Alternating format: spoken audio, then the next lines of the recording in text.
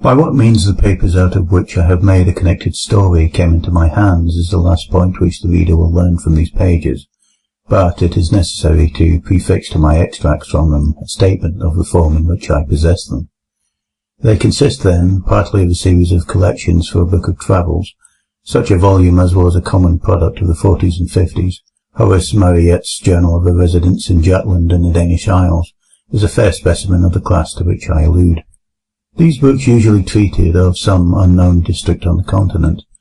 They were illustrated with woodcuts or steel plates. They gave details of hotel accommodation and means of communication, such as we now expect to find in any well-regulated guidebook, and they dealt largely in reported conversations with intelligent foreigners, racy innkeepers, and garrulous peasants. In a word, they were chatty.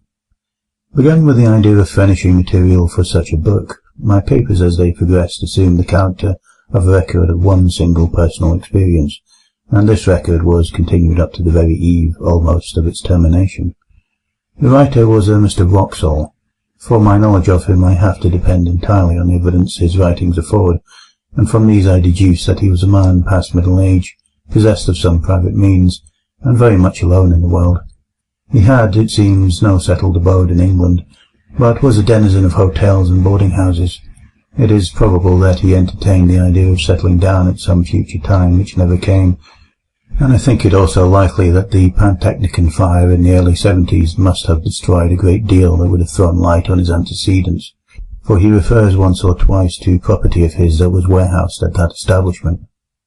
It is further apparent that Mr. Wraxall had published a book, and that it treated of a holiday he had once taken in Brittany. More than this I cannot say about his work, because a diligent research in bibliographical works has convinced me that it must have appeared either anonymously or under a pseudonym. As to his character, it is not difficult to form some superficial opinion. He must have been an intelligent and cultivated man. It seems that he was near being a fellow of his college at Oxford, Brasenose, as I judge from the calendar. His besetting fault was pretty clearly that of over-inquisitiveness, possibly a good fault in a traveller, certainly a fault for which this traveller paid dearly enough in the end. On what proved to be his last expedition he was plotting another book. Scandinavia, a region not widely known to Englishmen 40 years ago, had struck him as an interesting field. He must have alighted on some old books of Swedish history or memoirs, and the idea had struck him that there was room for a book descriptive of travel in Sweden, interspersed with episodes from the history of some of the great Swedish families. He procured letters of introduction, therefore, to some persons of quality in Sweden, and set out thither in the early summer of 1863. Of his travels in the north there is no need to speak, nor of his residence of some weeks in Stockholm. I need only mention that some savant resident there put him on the track of an important collection of family papers belonging to the proprietors of an ancient manor house in Västergötland, and obtained for him permission to examine them. The manor house or herrgård in question is to be called Roback, pronounced something like Robeck, though that is not its name. It is one of the best buildings of its kind in all the country, and the picture of it in Dallenberg's Secula Antiqua et Moderna, engraved in 1694, shows it very much as the tourist may see it today. It was built soon after 1600, and is, roughly speaking, very much like an English house of that period in respect of material, red brick with stone facings, and style. The man who built it was a scion of the great house of De la Gardie, and his descendants possess it still. De la Gardie is the name by which I will designate them when mention of them becomes necessary. They received Mr. Wraxall with great kindness and courtesy, and pressed him to stay in the house as long as his researches lasted, but preferring to be independent, and mistrusting his powers of conversing in Swedish, he settled himself at the village inn, which turned out quite sufficiently comfortable, at any rate during the summer months. This arrangement would entail a short walk daily to and from the manor house of something under a mile. The house itself stood in a park, and was protected, we should say grown up, with large old timber. Near it he found the walled garden, and then entered a close wood fringing of one of the small lakes with which the whole country is pitted. Then came the wall of the demesne, and you climbed the steep knoll, a knob of rock slightly covered with soil, and on the top of this stood the church, fenced in with tall dark trees. It was a curious building to English eyes. The nave and the aisles were low, and filled with pews and galleries. In the western gallery stood the handsome old organ, gaily painted and with silver pipes. The ceiling was flat, and had been adorned by a 17th century artist with a strange and hideous Last Judgment, full of lurid flames, falling cities, burning ships, crying souls, and brown and smiling demons. Handsome brass coronae hung from the roof. The pulpit was like a doll's house, covered with little painted wooden cherubs and saints.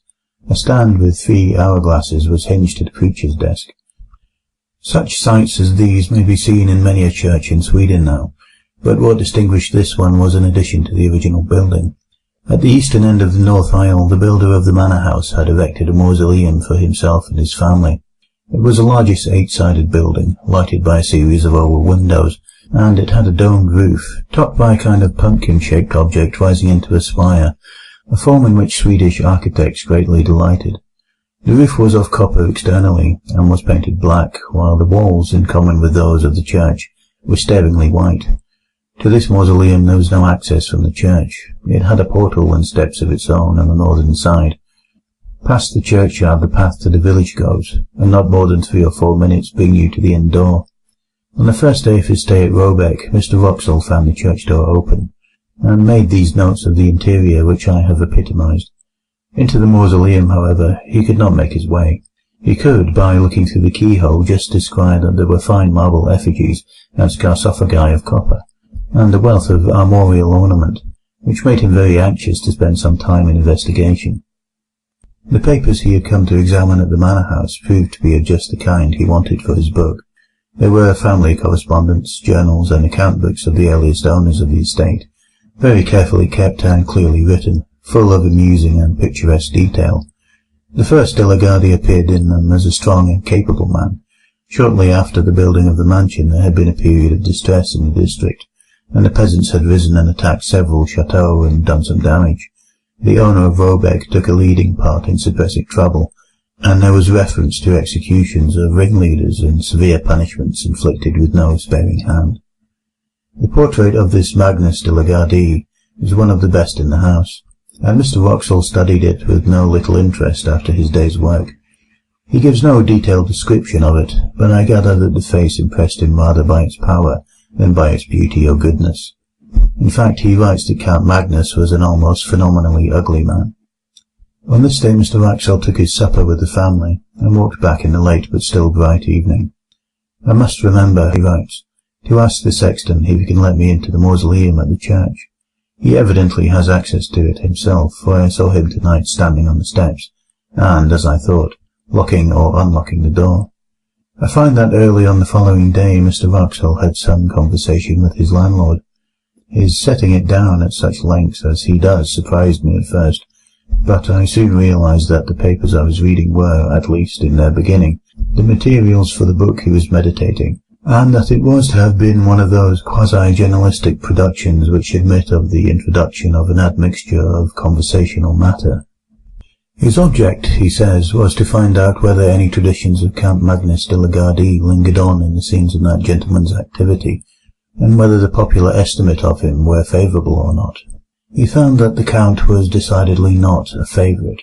If his tenants came late to their work on the days which they owed to him as lord of the manor, they were set on the wooden horse, or flogged and branded into the manor house yard. 1 or 2 cases there were of men who had occupied lands which encroached on the lord's domain, and whose houses had been mysteriously burnt on a winter's night, with the whole family inside. But what seemed to dwell on the innkeeper's mind most, for he returned to the subject more than once, was that the Count had been on the Black Pilgrimage, and had brought something or someone back with him. You will naturally inquire, as Mr. Wroxall did, what the Black Pilgrimage may have been, but your curiosity on the point must remain unsatisfied for the time being, just as his did. The landlord was evidently unwilling to give a full answer, or indeed any answer on the point, and, being called out for a moment, trotted out with obvious alacrity, only putting his head in at the door a few minutes afterwards to say that he was called away to Skara, and should not be back till evening. So Mr. Wroxall had to go unsatisfied to his day's work at the manor house. The papers on which he was just then engaged soon put his thoughts into another channel, for he had to occupy himself with glancing over the correspondence between Sophia Albertina in Stockholm and her married cousin Ulrica Leonora at Robeck in the year 1705 to 10. The letters were of exceptional interest from the light they threw upon the culture of that period in Sweden, as anyone can testify who has read the full edition of them in the publications of the Swedish Historical Manuscripts Commission. In the afternoon he had done with these, and after returning the boxes in which they were kept to their places on the shelf, he proceeded, very naturally, to take down some of the volumes nearest to them, in order to determine which of them had best be his principal subject of investigation next day. The shelf he had hit upon was occupied mostly by a collection of account books in the writing of the first Count Magnus, but one among them was not an account book, but a book of alchemical and other tracts in another 16th century hand. Not being very familiar with alchemical literature, Mr. Wraxall spends much space which he might have spared in setting out the names and beginnings of these various treatises: the Book of the Phoenix, Book of the 30 Words, Book of the Toad, Book of Miriam, Turba Philosophorum, and so forth. And then he announces with a good deal of circumstances his delight at finding, on a leaf originally left blank near the middle of the book, some writing of Count Magnus himself, headed Liber Nigre Peregrinationis. It is true that only a few lines were written, but there was quite enough to show that the landlord had that morning been referring to a belief at least as old as the time of Count Magnus, and probably shared by him. This is the English of what was written. If any man desires to obtain a long life, if he would obtain a faithful messenger, and see the blood of his enemies, it is necessary that he should first go into the city of Chorazin, and there salute the prince. Here there was an erasure of one word, not very thoroughly done, so that Mr. Wraxall felt pretty sure that he was right in reading it as Ares, of the air. But there was no more of the text copied, and only a line in Latin, Quaere reliqua, hugis materiae, inter secretoria. See the rest of this matter among the more private things. It could not be denied that this threw a rather lurid light upon the tastes and beliefs of the Count, but to Mr. Wraxall, separated from him by nearly 3 centuries, the thought that he might have added to his general forcefulness alchemy, and to alchemy something like magic, only made him a more picturesque figure, and when, after a rather prolonged contemplation of his picture in the hall, Mr. Wraxall set out on his homeward way, his mind was full of the thought of Count Magnus. He had no eyes for his surroundings, no perception of the evening scents of the woods or the evening light on the lake, and when all of a sudden he pulled up short, he was astonished to find himself already at the gate of the churchyard, and within a few minutes of his dinner. His eyes fell on the mausoleum. "Ah," he said, "Count Magnus, there you are. I should dearly like to see you." Like many solitary men, he writes, I have a habit of talking to myself aloud, and, unlike some of the Greek and Latin particles, I do not expect an answer. Certainly, and perhaps fortunately in this case, there was neither voice nor any that regarded. Only the woman who, I suppose, was cleaning up the church, dropped some metallic object on the floor, whose clang startled me. Count Magnus, I think, sleeps sound enough. That same evening, the landlord of the inn, who had heard Mr. Wraxall say that he wished to see the clerk or deacon, as he would be called in Sweden, of the parish, introduced him to that official in the inn parlour. A visit to the Delegati tomb house was soon arranged for the next day, and a little general conversation ensued. Mr. Wraxall, remembering that one function of Scandinavian deacons is to teach candidates for confirmation, thought he would refresh his own memory on a biblical point. "Can you tell me," he said, "anything about Chorazin?" The deacon seemed startled, but readily reminded him how that village had once been denounced. "To be sure," said Mr. Wraxall. "It is, I suppose, quite a ruin now. I have heard some of our priests say that Antichrist is to be born there, and there are tales." "Ah, what tales are those?" Mr. Wraxall put in. "Tales I was going to say which I have forgotten," said the deacon, and soon after that he said good night. The landlord was now alone, and at Mr. Wraxall's mercy, and that inquirer was not inclined to spare him. "Herr Nielsen," he said, "I have found out something about the Black Pilgrimage. You may as well tell me what you know. What did the Count bring back with him?" Swedes are habitually slow, perhaps, in answering, or perhaps the landlord was an exception. I am not sure, but Mr. Wraxall notes that the landlord spent at least 1 minute in looking at him before he said anything at all. Then he came close up to his guest, and with a good deal of effort he spoke. "Mr. Wraxall, I can tell you this one little tale, and no more. Not any more. You must not ask anything when I have done. In my grandfather's time, that is 92 years ago, there were two men who said, 'The Count is dead. We do not care for him. We will go tonight and have a free hunt in his woods. The long wood on the hill that you have seen behind Robeck.' Well, those that heard him say this, they said, 'No, do not go. We are sure you will meet with persons walking who should not be walking. They should be resting, not walking.' These men laughed. There were no forestmen to keep the wood, because no one wished to live there. The family were not here at the house. These men could do what they wished. Very well, they go to the wood that night. My grandfather was sitting here in this room. It was the summer, and a light night. With the window open, he could see out to the wood and hear. So he sat there, and 2 or 3 men with him, and they listened. At first they heard nothing at all. Then they hear someone. You know how far away it is. They hear someone scream, just as if the most inside part of his soul was twisted out of him. All of them in the room caught hold of each other, and they sat so for 3/4 of an hour. Then they hear someone else, only about 300 ells off. They hear him laugh out loud. It was not one of those 2 men that laughed, and indeed they have all of them said that it was not any man at all. After that they hear a great door shut. Then, when it was just light with the sun, they all went to the priest. They said to him, 'Father, put on your gown and your ruff, and come bury these men, Anders Bjornsson and Hans Thorbjorn.' You understand that they were sure these men were dead. So they went to the wood. My grandfather never forgot this. He said they were all like so many dead men themselves. The priest, too, he was in a white fear. He said when they came to him, 'I heard one cry in the night, and I heard one laugh afterwards. If I cannot forget that, I shall not be able to sleep again.' So they went to the wood, and they found these men on the edge of the wood. Hans Thorbjorn was standing with his back against a tree, and all the time he was pushing with his hands, pushing something away from him which was not there. So he was not dead. And they led him away and took him to the house of Nyckjupping, and he died before the winter. But he went on pushing with his hands. Also Anders Bjornsson was there, but he was dead. And I tell you this about Anders Bjornsson, that he was once a beautiful man, but now his face was not there, because the flesh of it was sucked away off the bones. You understand that? My grandfather did not forget that. And they laid him on the bier which they brought, and they put a cloth over his head. And the priest walked before, and they began to sing the psalm for the dead as well as they could. So, as they were singing the end of the first verse, one fell down.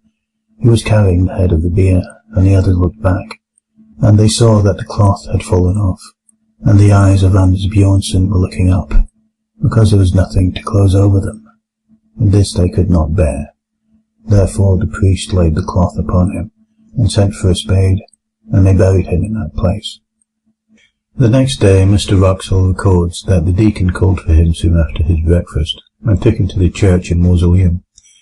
He noticed that the key of the latter was hung on a nail just by the pulpit, and it occurred to him that, as the church door seemed to be left unlocked as a rule, it would not be difficult for him to pay a second and more private visit to the monuments, if there proved to be more of interest among them than could be digested at first. The building, when he entered it, he found not unimposing. The monuments, mostly large erections of the 17th and 18th centuries, were dignified if luxuriant, and the epitaphs and heraldry were copious. The central space of the domed room was occupied by 3 copper sarcophagi, covered with finely engraved ornament. 2 of them had, as is commonly the case in Denmark and Sweden, a large metal crucifix on the lid. The third, that of Count Magnus, as it appeared, had, instead of that, a full-length effigy engraved upon it, and round the edge were several bands of similar ornament representing various scenes. One was a battle, with cannon belching out smoke, and walled towns and troops of pikemen. Another showed an execution, and a third, amongst trees, was a man running at full speed, with flying hair and outstretched hands. After him followed a strange form. It would be hard to say whether the artist had intended it for a man, and was unable to give the requisite similitude, or whether it was intentionally made as monstrous as it looked. In view of the skill with which the rest of the drawing was done, Mr. Wraxall felt inclined to adopt the latter idea. The figure was unduly short, and was for the most part muffled in a hooded garment which swept the ground. The only part of the form which projected from the shelter was not shaped like any hand or arm. Mr. Wraxall compares it to the tentacle of a devilfish, and continues, "On seeing this, I said to myself, this den, which is evidently an allegorical representation of some kind, a fiend pursuing a hunted soul, may be the origin of the story of Count Magnus and his mysterious companion. Let us see how the huntsman is pictured. Doubtless it will be a demon blowing his horn." But, as it turned out, there was no such sensational figure, only the semblance of a cloaked man on a hillock. He stood leaning on a stick, and watching the hunt with an interest which the engraver had tried to express in his attitude.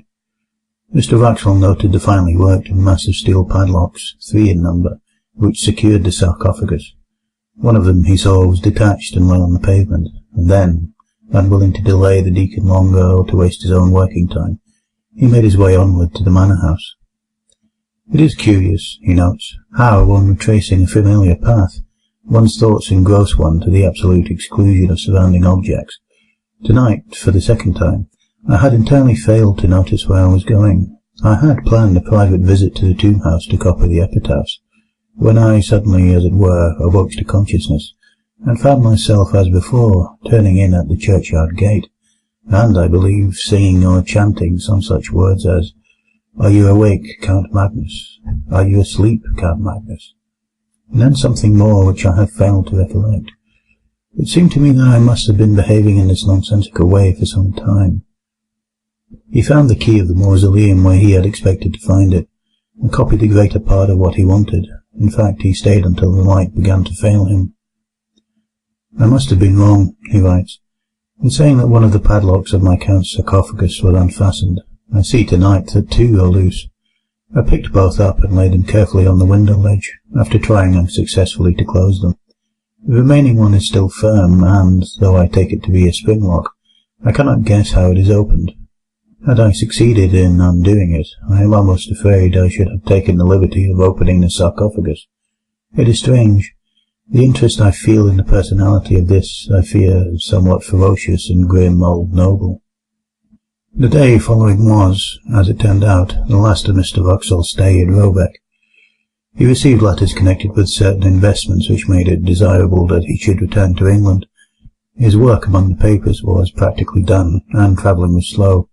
He decided, therefore, to make his farewells, put some finishing touches to his notes, and be off. These finishing touches and farewells, as it turned out, took more time than he had expected.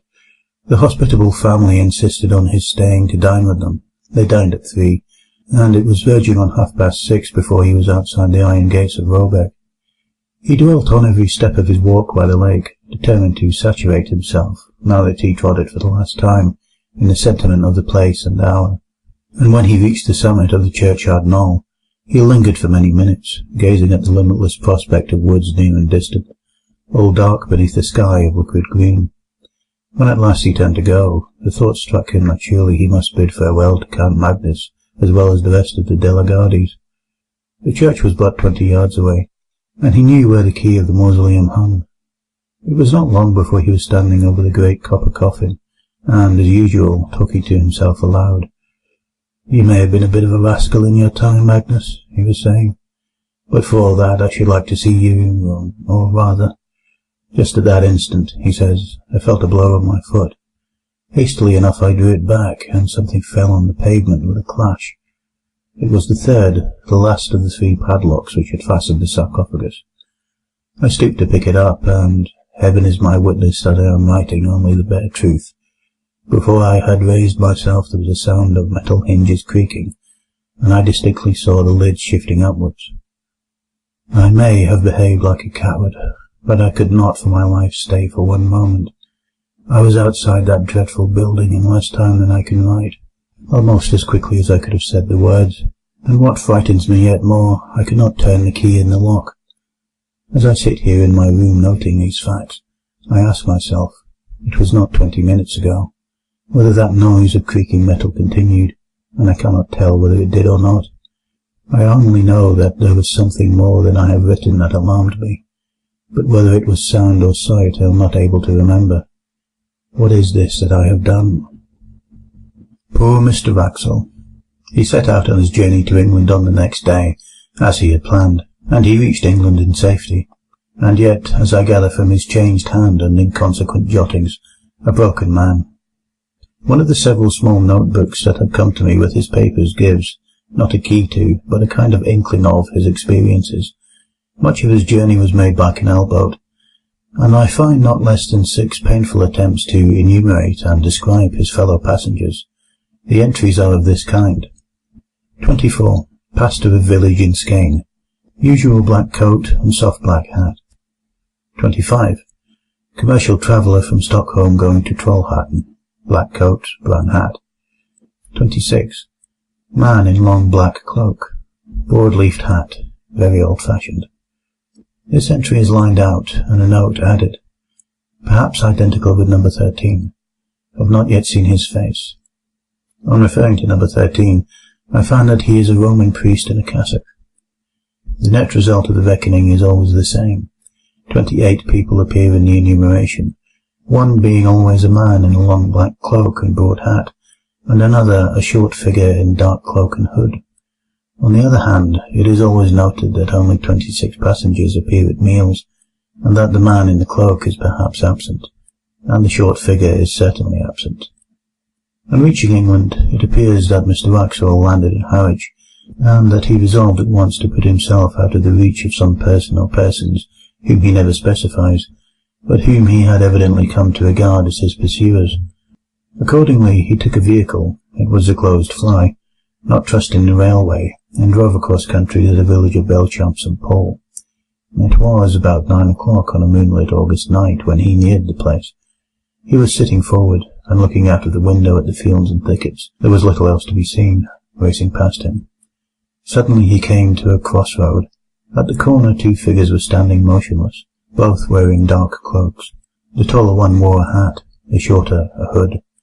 He had no time to see their faces, nor did they make any motion that he could discern. Yet the horse shied violently and broke into a gallop, and Mr. Wraxall sank back into his seat in something like desperation. He had seen them before. Arrived at Belchamp St. Paul, he was fortunate enough to find a decent furnished lodging, and for the next 24 hours he lived, comparatively speaking, in peace. His last notes were written on this day. They are too disjointed and ejaculatory to be given here in full, but the substance of them is clear enough. He is expecting a visit from his pursuers. How or when he knows not, and his constant cry is, "What has he done?" and "Is there no hope?" Doctors, he knows, would call him mad. Policemen would laugh at him. The parson is away. What can he do but lock his door and cry to God? People still remember last year at Belchamp St. Paul how a strange gentleman came one evening in August years back, and how the next morning but one he was found dead, and there was an inquest, and the jury that viewed the body fainted. 7 of them did, and none of them wouldn't speak to what they see, and the verdict was visitation of God, and how the people that's kept their house moved out the same week, and went away from that part. But they do not, I think, know that any glimmer of light has ever been thrown, or could be thrown, on the mystery. So it happened that last year the little house came into my hands as part of a legacy. It had stood empty since 1863, and there seemed no prospect of letting it, so I had it pulled down, and the papers of which I have given you an abstract were found in a forgotten cupboard under the window, in the best bedroom.